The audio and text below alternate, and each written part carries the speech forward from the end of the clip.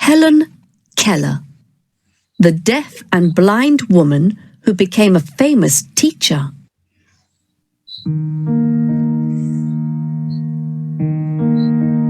I became blind and deaf before I learned to speak. With the help of several special people, I learned to communicate. I used my communication skills to teach people about blindness. I also fought for the rights of women and workers. I was born in 1880 in Alabama, in the USA. When I was 19 months old, I became very sick with meningitis, a disease of the brain. I got better after the illness, but unfortunately I couldn't see or hear anymore. I found it very difficult to learn, and I became very angry. I was able to think, but I could not communicate my thoughts. It was a very difficult time for me and for my parents. My mother and father wanted to help me, but they didn't know what to do. Fortunately, I began to communicate with Martha Washington, who was 6 years old and the daughter of our cook. We created our own sign language when we played together. I enjoyed learning from Martha, but my mother realized that I needed professional help. In 1886, my mother learned about the work of Alexander Graham Bell, the inventor of the telephone. He was working on the problems of the deaf. Maybe he could help? Bell told my mother about Perkins School for Blind People, and the school sent a special teacher to our home. Her name was Anne Sullivan. At first, I was a very difficult student, but Anne Sullivan was very kind to me. One day, we were getting water from the well when Anne drew some signs on my hand. I realized that she was writing the word water. I was so excited. Within a few hours, I could read more than 30 different words. At last, I could communicate with other people, and they could communicate with me.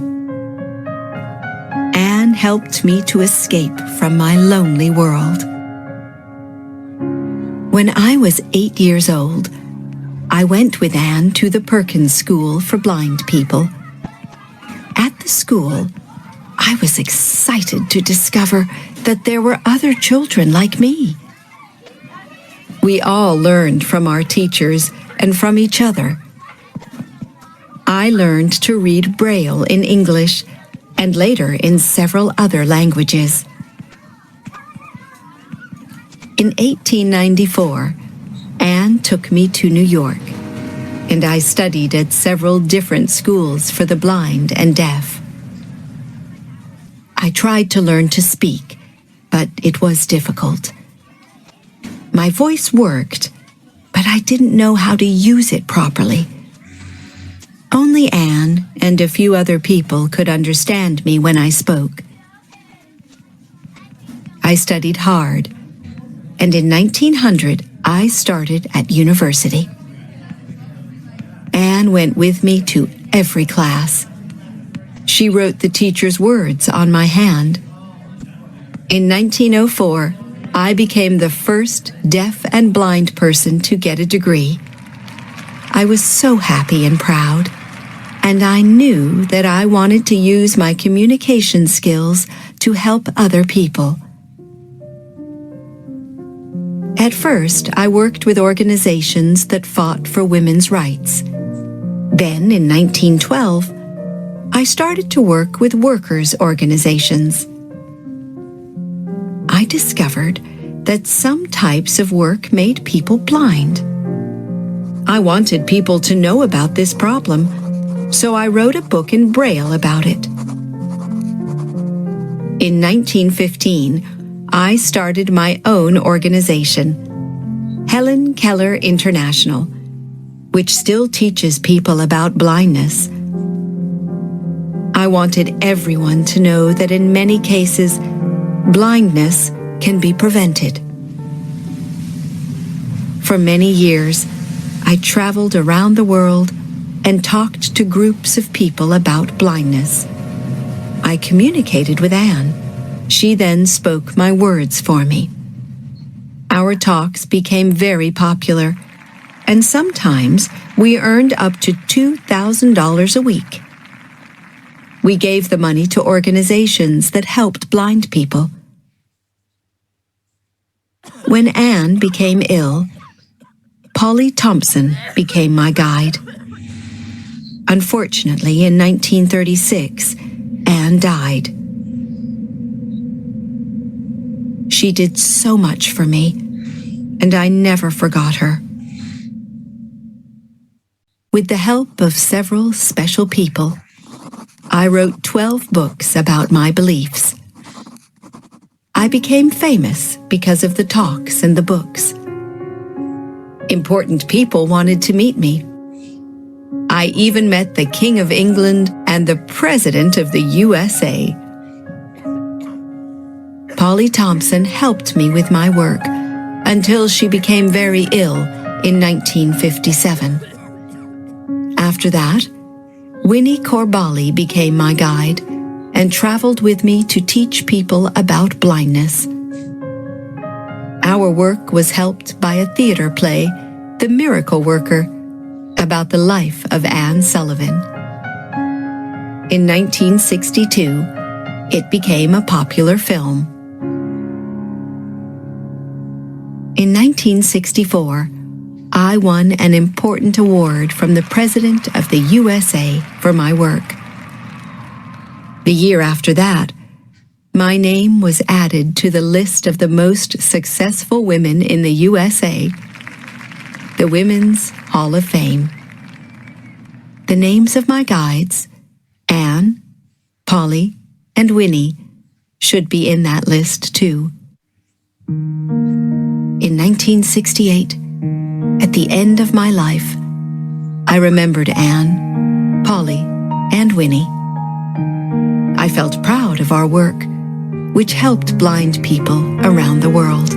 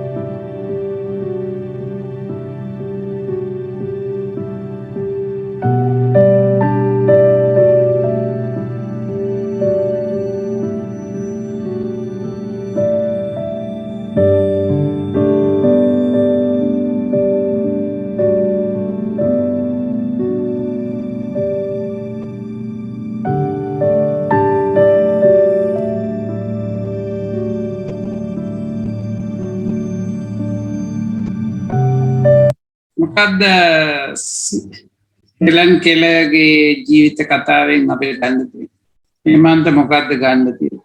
ඇස් දෙකයි ජීවිතේට తీරවා නම් මොනවා හරි ඉලක්ක මොනවා හරි එකක් තියෙනවා නම් එයාට පර්පස් එකක් තියෙනවා නම් මොනවා හරි ඉස්සරහට යන්න උවමනාවක් තියෙනවා නම් ඇස් දෙක තිබුණත් නැත්තත් කතා කරන්න බැරි වුණත් ඒ කරන්න ආපුදී කරන්න පුළුවන්. ඒක ප්‍රශ්නයක් වෙන්නේ නැහැ.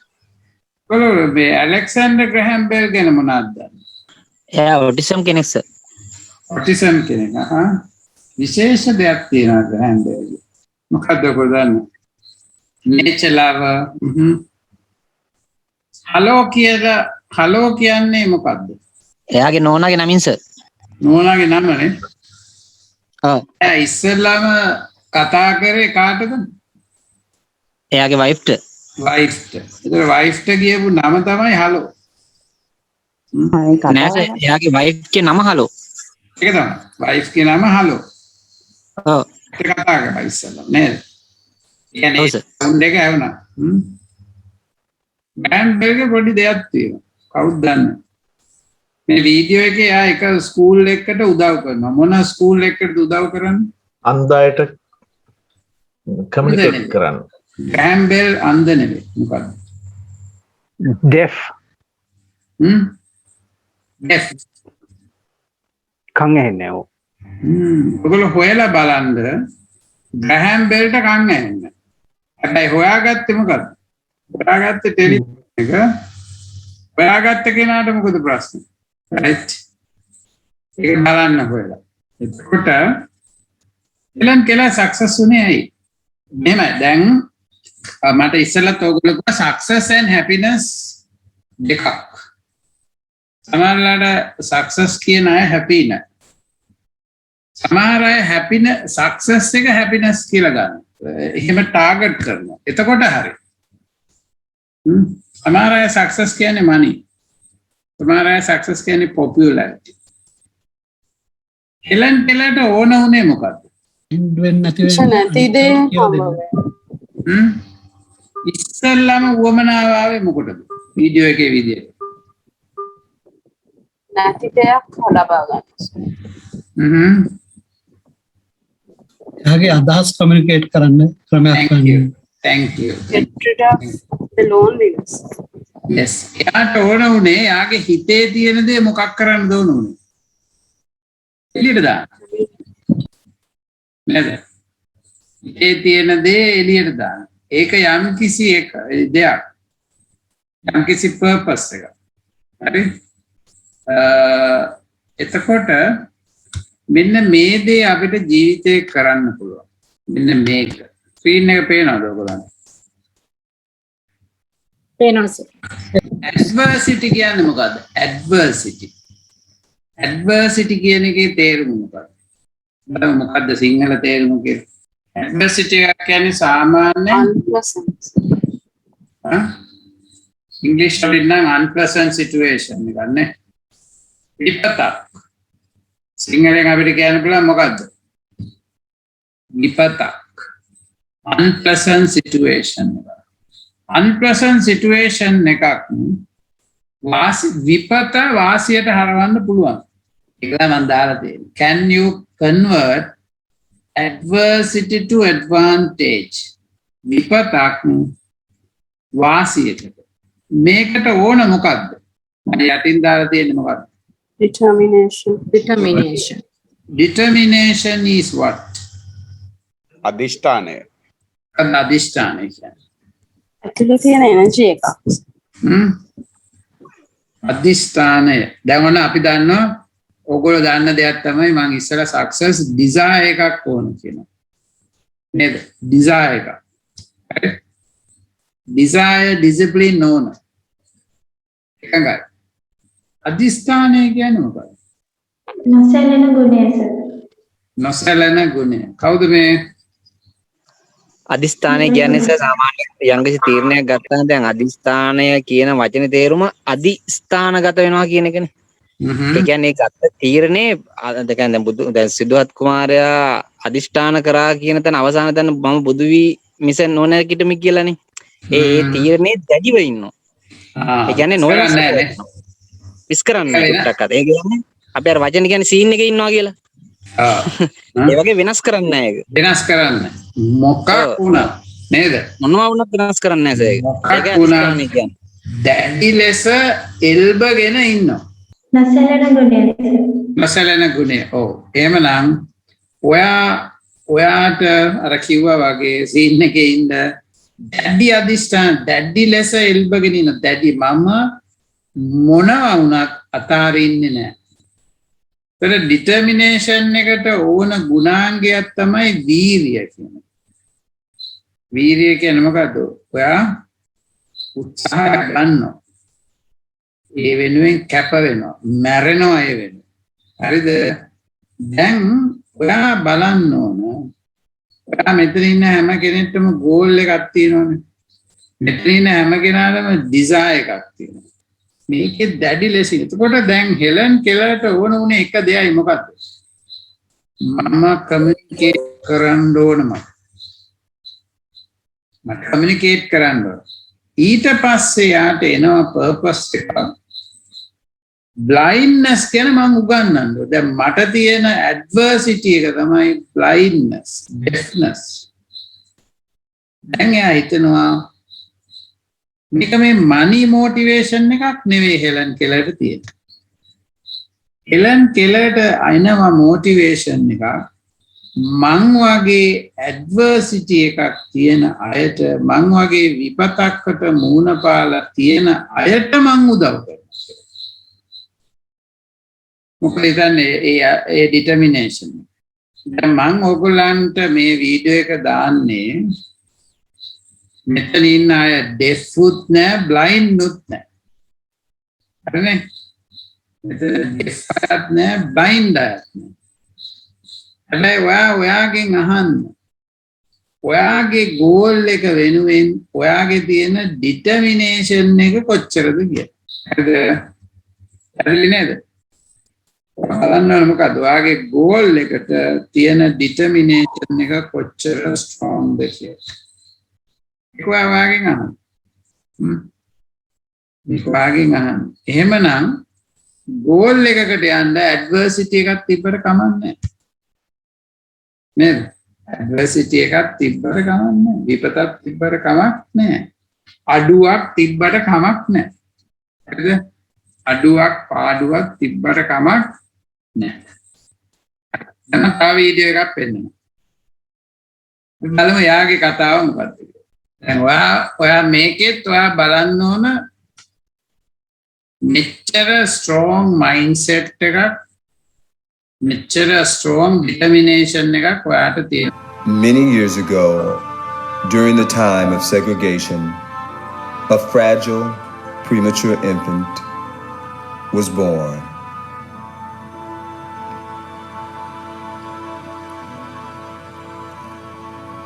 It was June 23rd, 1940, when the 4.5-pound baby made her early entrance into the world. From the moment of her birth, her life was an uphill climb. Within her first few years, she was stricken with several illnesses, some of which were life-threatening, including an incurable crippling disease. As an infant, she was not expected to live very long. And after becoming paralyzed as a child, it was said that she would never walk again. But somehow, she would emerge, transcend the bleak reality that confronted her, and excel far beyond all expectation.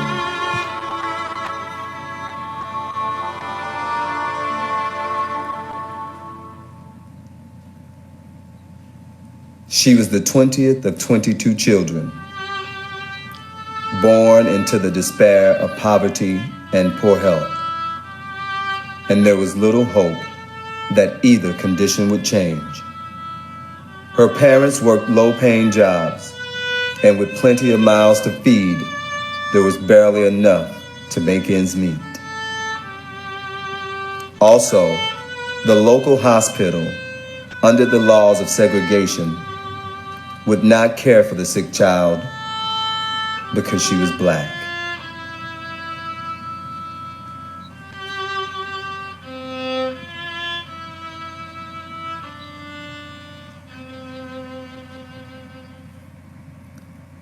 At the time, there was only a small number of black physicians to treat black people.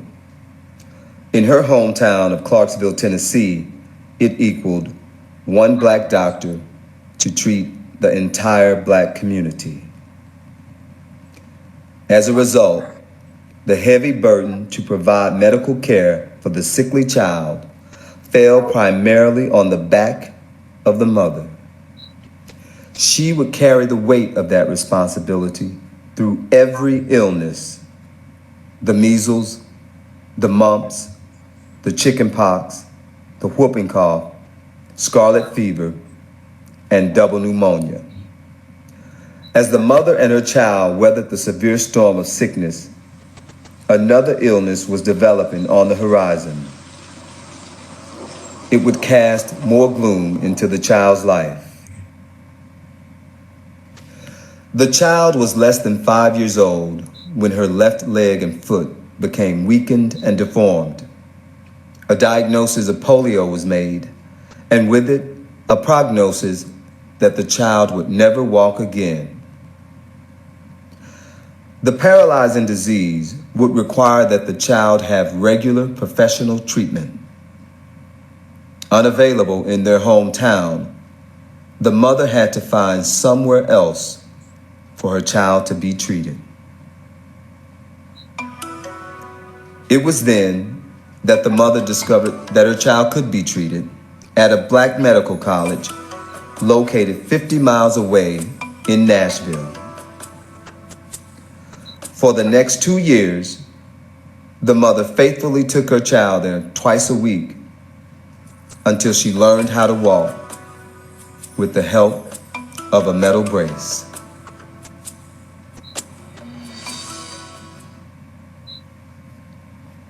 With instruction on how to proceed with therapy, the mother continued to care for the child at home.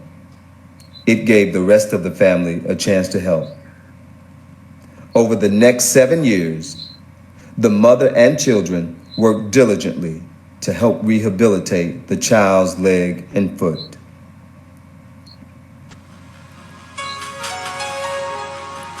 Finally,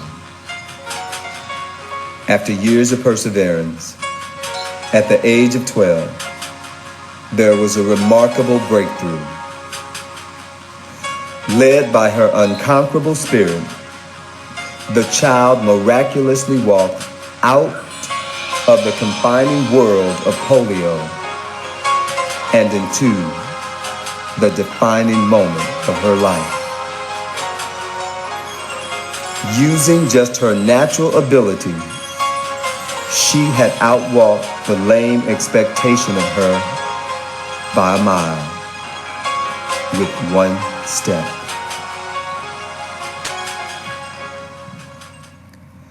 If the child had never taken on another challenge or overcome another obstacle after that, her life was already a complete story of inspiring determination. But she did.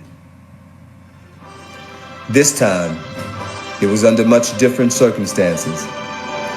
After relearning to walk at such a late age, there was no time for her to allow grass to grow under her feet. She quickly followed the footsteps of her older sister onto the playground of scholastic sports. In junior high, she joined the girls' basketball team and earned all-state recognition. In high school, she stepped up and led her team to the state championship. She continued to race forward, and in the process, another athletic gift was discovered.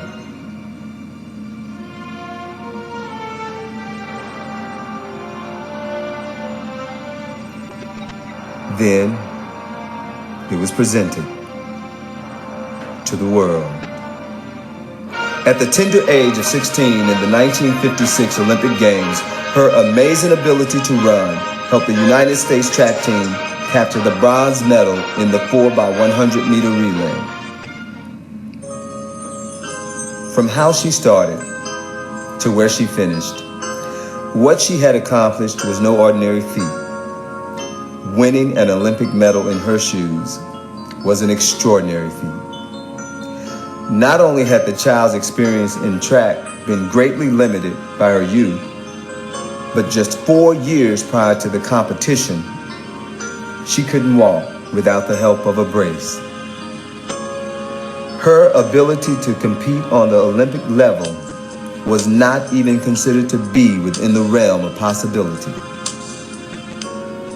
And yet, the crowning moment of her athletic career was still to come. It happened at the 1960 Rome Olympics. In an unprecedented performance, she became the first American woman to win 3 gold medals in a single Olympics competition. Her quest for gold in the 100 and 200 meter races were both highlighted in record-breaking time. In team competition, despite running with a sprained ankle, she helped the United States claim the gold in the 4x100 meter relay, also in record-breaking time. As a result of her accomplishments in the world of track and field, she was awarded the title, Fastest Woman in History.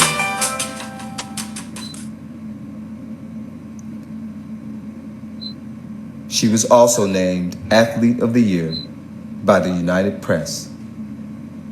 Her name, Wilma Randolph.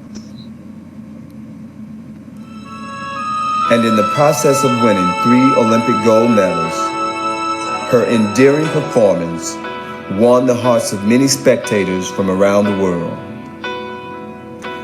To the French, she was known as the Black Pearl, and the Italians affectionately referred to her as the Black Gazelle.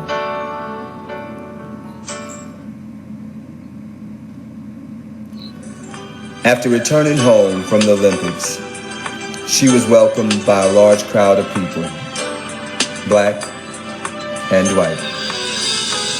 It was the first integrated event in the town's history, a significant step beyond segregation. It was a historic parade for a heroic athlete to celebrate an improbable journey to a mountainous peak, started by a girl who couldn't walk and finished by a woman's triumphant run to greatness.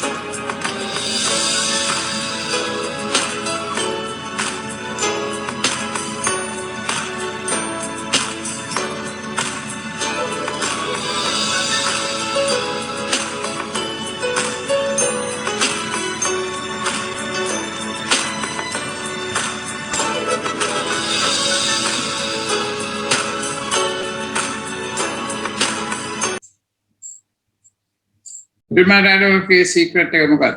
Wilmaට හැදෙනවා ලෙඩ 6ක්. උපදිනවා Scarlett fever කියන එක Helen කෙලර්ටත් හැදෙනවා. Helen කෙලර්ට වෙන්නේ පස්සේ brain එකට ජෑම් එකක් ගිහිල්ලා යා මේ වගේ. මෙයා උපත්යෙන් ලෙඩ 6ක් හැදිලා පස්සේ පොලියෝ හැදෙනවා. ඒකට අර කකුලේ තියෙන ආටිෆිෂල් එක අයන් එක අයින් කරාට පස්සේ අවුරුදු 4න් තමයි ෆස්ට් ඔලිම්පික් මෙඩල් එක දෙනන්නේ බ්‍රෝන්ස් එක. අවුරුදු 16 දී. ඊට පස්සේ අවුරුදු 4කට පස්සේ තමයි 3ක් දිනන්නේ. දින්නට පස්සේ බ්ලැක් අය වයිට් අය එකට සෙලබ්‍රේට් කරනවා. මේ වීඩියෝ එකේ නැති ගොඩාක් තැන්වල සඳහන් වෙච්ච නැති කතාවක් තියෙනවා. ඒ කතාව තමයි එයා අම්මත් එක්ක අර දෙවැනි හොස්පිටල් එකේ ඉඳිද්දි කිලෝමීටර් 50ක් ඈත තියෙන හොස්පිටල් එකේ ඉඳිද්දි මෙයා ටීවී එකේ රේස් එකක් දකිනවලු. ඒ රේස් එකේදී ඔලිම්පික් රේස් එකක්. ඒතර අවුරුදු 12යි කියන වයස. ඒ රේස් එකේදී එයා අම්මගෙන් අහනකොට මොකද්ද කියලා අම්මා ඔලිම්පික් කිව්වම අම්මාට මෙයා අම්මගෙන් අහනවා මොකද්ද ඔලිම්පික් කියන්නේ. එතකොට මෙයා අම්මා ඒ වෙලේ කියනවා ඔලිම්පික් කියන්නේ fastest woman on earth තෝරන තැන කියලා. ඒතර මෙයා අම්මට කියනවා I want to be the fastest woman of the world කියලා. ඔයගොල්ලන් අම්මලා discourage කරන්නේ නැහැ නේ. අම්මා කියනවා yes you can කියලා. ඒක ලස්සන quote එකක් තියෙනවා. හෙලන් කෙලර් කියනවා මේ My doctor told me I can't walk. My mother told me I can walk. I didn't trust the doctor, I trusted the mother. So the power of dream, power of vision, power of desire. තමයි මුල් වෙන්නේ යාට. හැබැයි මෙතනත් දෙන්නේ determination, දැඩි උත්සාහය, දැඩි අධිෂ්ඨානය. මොකද ලයිෆ් එක හරි අමාරුයි, tough, සල්ලි නැහැ. මේ දෙකේම එකම determination එක එනවා. දැන් මම මේකෙන් ඔයාලට කියන්න යන්නේ එක දෙයක්. ඔයා ට්‍රේනින් ගොඩකටත් එන්න පුළුවන්. ඔන්න ගොඩාක් දේවල් අහගෙන ඉන්නත් පුළුවන්. හැබැයි ඔයයි මමයි මේ මමත් ඇතුළුව. අපි බලන්න ඕන අපේ determination එක කොච්චර strong. ඔයාලට dreams තියෙන්න පුළුවන්. ලොකු dreams. කන්දක් උසට. ඔයාගේ determination එක, ඔයාගේ දැඩි කැපවීම, දැඩි අධිෂ්ඨානය, අත් නොහැරීමේ ගුණ කොච්චර ස්ට්‍රෝංග්ද බලන්න. එතකොට මේ දෙන්නම ඇඩ්වර්සිටි එකක හිටපු දෙන්නේ. මේ දෙන්නම හිටියේ ඇඩ්වර්සිටි එකක. අන්නේ ඇඩ්වර්සිටි එක. එතකොට අපි මේ NLP techniques, law of attraction, neuroscience මේ ගොඩාක් දේවල් ඉගෙන ගත්තට බලන්න ඕන වාගේ determination එක කොච්චර strong. වගේ කැපවීම. ඔයා ඒ වෙනුවෙන් වෙන මහන්සිය. දැන් බොහෝ අය ඉන්නවා law of attraction වැඩ කරන්නේ කියලා. law of attraction වැඩ කරන්න මොකක්ද වෙන්නේ? ඔයා උත්සාහයෙන් කැපවීමෙන් දැඩි අධිෂ්ඨානයෙන් වැඩ කරනවා. නැත්නම් නිකන් දෙන්නේ නැහැ. පාට නිකන් දෙනවා නම් මේ ලෝකේ හරි අසාධාරණයි. මේ විශ්වයේ කිසි ලොජික් එකක් නැහැ. මේ විශ්වයේ හැම දෙයක්ම වෙන්නේ එක ලොජික් එක. එහෙනම් ඔයාලට මම ඔන්න හිතන්න වීඩියෝ දෙකක් දුන්නා. ඔයා බලන්න මේ අවුරුද්දේ ගෝල් එක. වගේ 3 years වලට තියෙන ගෝල් එක. 3 to 5 years, 10 to 15 years තියෙන goals වලට වාගේ කැපවීම කොච්චරද කියලා ඔයා බලන්න. ඇඩ්වර්සිටි එකක් තියෙන දෙන්නෙක් මම පෙන්නේ. හැබැයි ඒගොල්ලෝ දිනනවා එසේ මෙසේ අවෝඩ්ස් නෙවෙයි. වර්ල්ඩ් ක්ලාස් වෙනවා. එච්චරයි මම කියන්නේ අද දවසේ. ටිකක් වෙනස් දෙයක් මම කතා කරේ. මොකද මට ඕන වුණා ඔයාව ඉන්ස්පයර් කරන්න. එහෙනම් අපි නතර කරමු හරියටම 9යි. කාට හරි ප්‍රශ්නයක් තියෙනවා නම් අහන්න. ප්‍රශ්නයක් හරි යමක් කියන්න හරි තියෙනවා නම් ප්‍රකාශ කරන්න. ප්‍රශ්නයක් අහන්න තියෙනවා නම් අහන්න. සර් දෙවෙනි වීඩියෝ ක්ලිප් එකේ මේ ලේඩිගේ නම මොකද්ද? විල්මා රැඩෝල්ෆ්. විල්මා රැඩෝල්ෆ්. විල්මා විල්මා කියලා ගහන්න එනවා. විල්මා රැඩෝල්ෆ්. සාමාන්‍යයෙන් කෙනෙක් කුරුකුරු ගාන කෙනෙක්ට ඔය වගේ වීඩියෝ එකක් පෙන්නන. අරක නෑ මේක නෑ කියලා කුරුකුරු ගානකොට මේ වගේ වීඩියෝ එකක් පෙන්නන. එයාගේ පවුල ගොඩාක් දුප්පත්. ළමයි 22ක් ඉන්න පවුලේ 20 වෙනි ළමයා. ඔය බලන්න ඔයාට මේ වගේ ප්‍රශ්න තිබ්බද? මෙච්චර ඇඩ්වර්සිටි එකක්. හොස්පිටල් බ්ලැක්ස්ලාට විතරක් බ්ලැක්ස්ලාට යන්න බෑ. වයිට් අය විතරයි ඒ හොස්පිටල් වලට යන්නේ. සල්ලි නෑ දුප්පත්. හැබැයි ලෝකේ ඉහළම සම්මානය ගන්නවා. හෙලන් කෙලර් හෝල් ඔෆ් ෆේම් එකේ නම වැටෙනවා. හරි. එහෙනම් මම නතර කරනවා. පොඩි මතක් කිරීමක් තියෙනවා. අපි හෙට උදේත් 5 AM ක්ලබ් එක තියෙනවා. එන්නේ. උදේ පාන්දර 5ට මගේ නොමිලේ ට්‍රේනින් එකක් තියෙනවා. පාන්දර 5ට එන්න. යෝගා කරනවා, මෙඩිටේෂන් කරනවා, අලුත් දේවල් ඉගෙන ගන්න. ඒ වෙනුවෙන් ඔයාට කැපවීමක් කරන්න පුළුවන්. අපයි 50ට විතර නැගිටලා පාට ට්‍රේනින් එක්ක දෙන්න පුළුවන්. වාගේ ඇඟ කැමති කරලා ගන්න පුළුවන්. ගොඩාක් අයගේ හිත කැමති එන්න. ඇඟ කැමති නෑ.